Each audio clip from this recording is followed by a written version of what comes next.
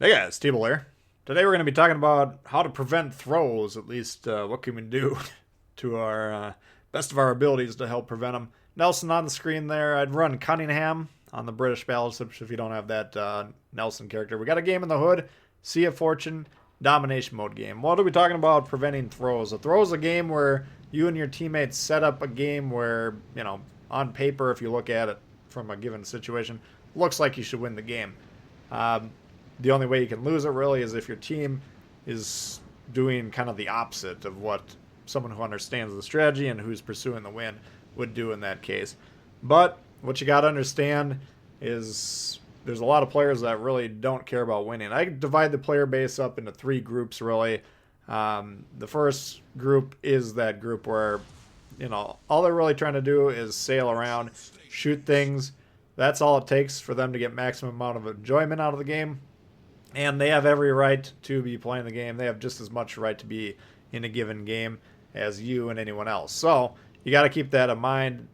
They're not going anywhere, but if you're a player who's actually trying to win the game, that's the group of players when they're on your team. That's the one that causes the most frustration because they're not even going to be attempting to win the game. They're just shooting stuff. So, you got to accept the fact that they're in there. There's nothing you can do about it. Easier said than done. I understand that.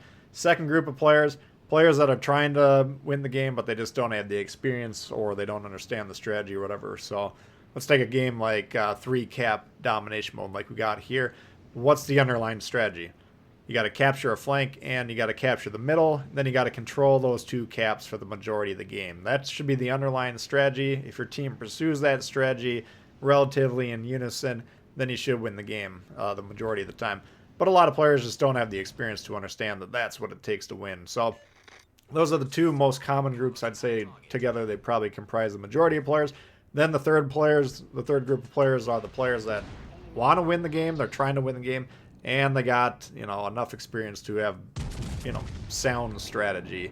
Of course, every player is going to have different amounts of experience, and they might not always be on the same page.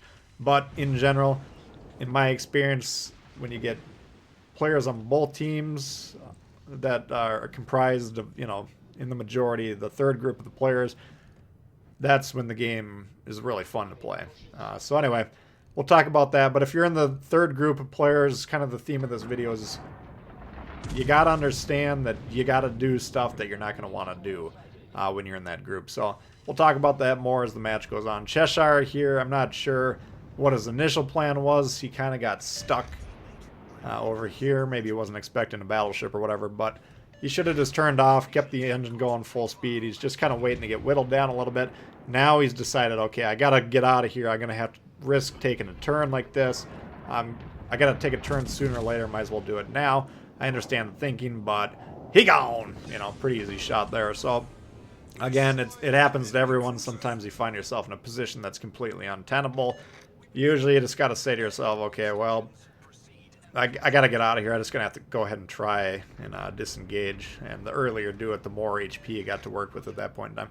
Getting a little nervous here. You can see my Icarus on the western side of the map was going around A, but he does turn in there to go and get on the cap. Now, take a look at the map while we're looking at that. We'll shoot the Aoba to help support the destroyer.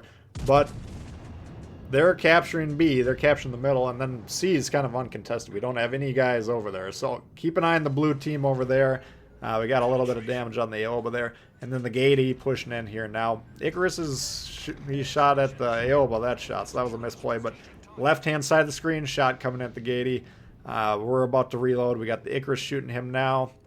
And then there's going to be some AP behind him. There it is right there. So we got 4 ships now shooting at this thing.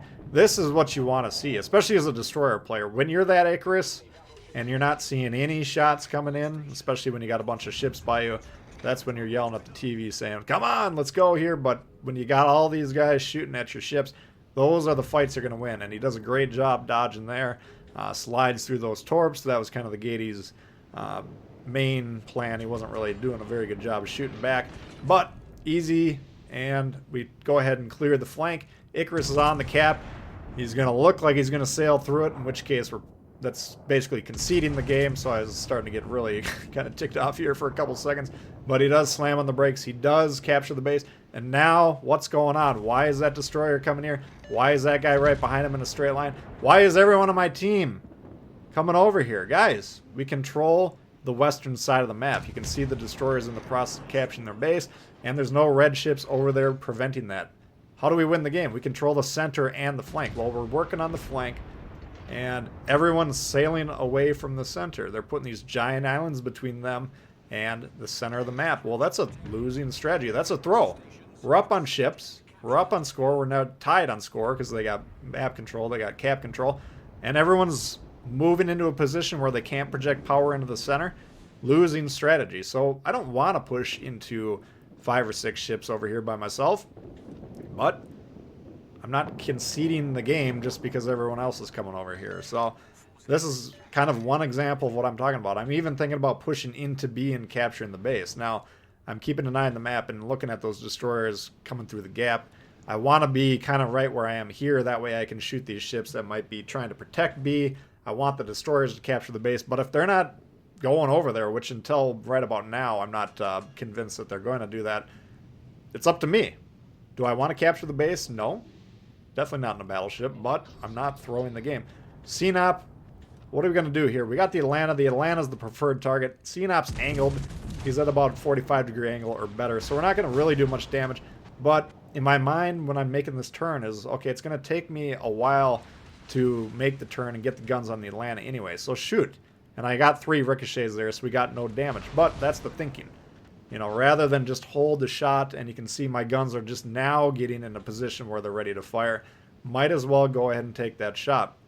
Now, I'm bogged down on the Atlanta here, but I need to be paying attention on the map. We got Colorado there, who's got access to broadside. And I got, see the plane launch right there? That's a clue. There's something there. Arizona, shots at the broadside, and he hit too far forward. I think he might have been aiming for the turrets, or he just kind of jumped the gun. Either way, he missed the Citadel. That could have been a kill shot, for all we know. I mean, that was a dangerous coming around the island on my part. So we got away with one there. But and he didn't even knock out the turrets, which was lucky. It looked like at least a couple shells were hitting in the vicinity of below those turrets. So that could have been devastating. But evaluating the situation now, we got a lot of ships close to us. Not ideal for the Hood, who's not necessarily the tankiest of all ships. But I'm kind of pulling north. I want to potentially kite these guys away, pull them away from the caps. You can see we control A. The destroyers did a great job of getting B. Play of the game goes to the Icarus there. Got 2 caps, so that's a very solid game from that Icarus. And now, what do we need to do? We need to protect B at all costs. So, if I can go north, pull these guys with me, that takes pressure off those caps. And by going north, look at the position. Any ship that's trying to go from where they are on the west into B has to go broadside. So I'm going to take damage here. I got a lot of guys shooting at me, and again, this isn't the best situation for me to be in. But I want to do as much damage and disrupt these guys and slow them down as much as possible while we're still alive. So if they go from the western positions into B, they have to be flatly broadside to us, and we can punish that with the AP. So took a lot of damage there, but we do got a lot of heals in the bank, so we're just going to try and slow this down. Arizona's basically broadside there, and we go ahead and whack them for a nice 12k there, and the team will start pouring it onto them, you know. But you can see how kind of devastating it would have been if we didn't go over here, because the destroyers would have been on B by themselves. They would have gotten rushed, they would have gotten destroyed, and now the guys, all the other ships that migrated to the west, they're still sailing through A, which we've controlled for as long as they've been over there, and they're basically attacking that ship. I think it's the CNOP that's all the way down south. Note how many caps are around him. 0. So that guy's got kind of the same idea that I do. He's a crossfire position, but we control B. We don't have to push into B in that case. So that crossfire position, less valuable. We just got to keep these guys out of B. They actually have to physically get into B, in which case this crossfire much stronger. So we definitely don't want the guys west being bogged down with him. Luckily, someone went ahead and killed him.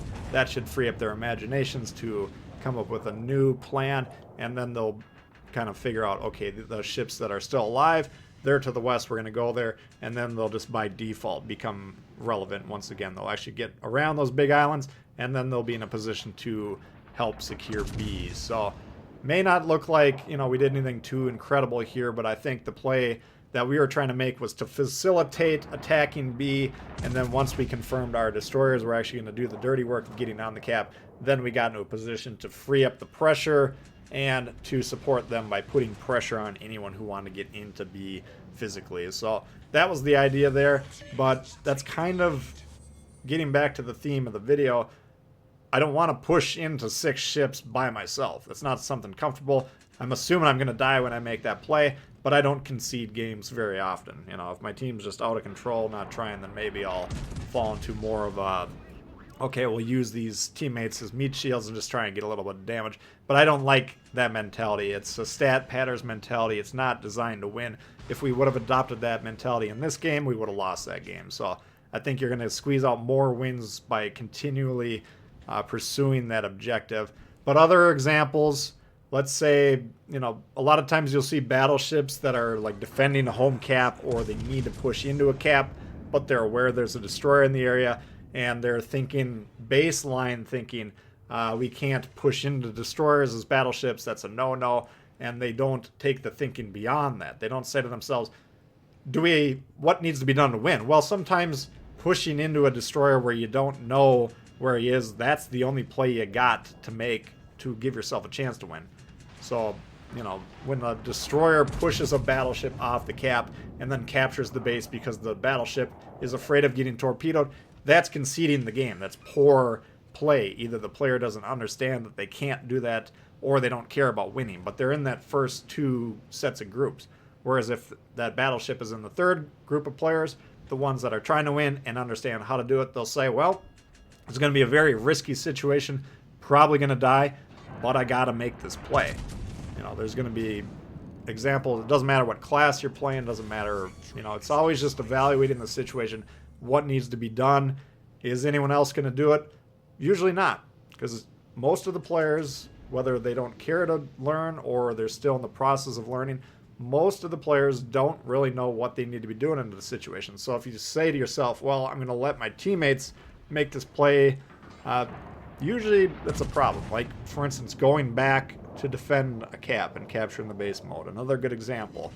Not the sexiest of jobs, usually not going to give you the most damage in a given match, but when the situation requires someone to do it and you recognize that the situation is in play, then it becomes your responsibility, because you got to understand most of the players in your team aren't going to understand that you need to go back and defend the base. And because you have the experience and you understand that, then it becomes your job. So, again, if we're pursuing the win, and that's how I approach the game, just understanding what needs to be done kind of puts that responsibility on your shoulders. So, you can see there over the course that we've been talking, we whittled down the Colorado. Actually switched over to HE with him because he was entrenched against us. We were entrenched against him. He wasn't even really shooting at me that much, just because we weren't that attractive in a target due to our angling. Took him down with our teammates, and now look at the map. Yes, we got way more ships, so we're not going to lose this game, but we got our 2 caps. We did our job maintaining those 2 caps, and now it's cleanup time. Everyone in our team's become relevant. They've gotten good positions. We've given them time by slowing down that push, and now it's just a matter of going ahead and sinking this guy, which we'll go ahead and do with great aplomb. So anyway, that's a look at the Hood for you guys. Hopefully you did enjoy it. If you did, please hit the thumbs up. New to the channel, consider subscribing. Lots of World of Warships coming all the time. Questions, comments, leave below. Love to hear from you guys, and we'll see y'all later. Peace.